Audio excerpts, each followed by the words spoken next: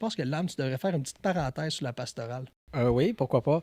En fait, c'est ça, c'est que dans l'Église, il y a tout le temps deux niveaux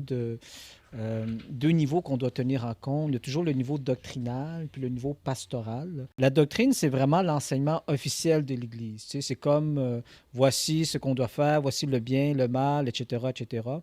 Et puis la pastorale, c'est vraiment comment amener Jésus-Christ dans une situation concrète. Tu sais, c'est comme, mettons, c'est vrai, l'Église, elle est contre le sexe avant le mariage. Mais si une personne veut se rapprocher de Jésus-Christ, puis cette personne-là, elle a une conjointe, un conjoint, puis tu sais, bon, ils couchent ensemble, puis tout, ben, on peut pas leur fermer la porte tout de suite, juste parce que ils vivent pas en conformité avec l'Église. On doit ouvrir des portes.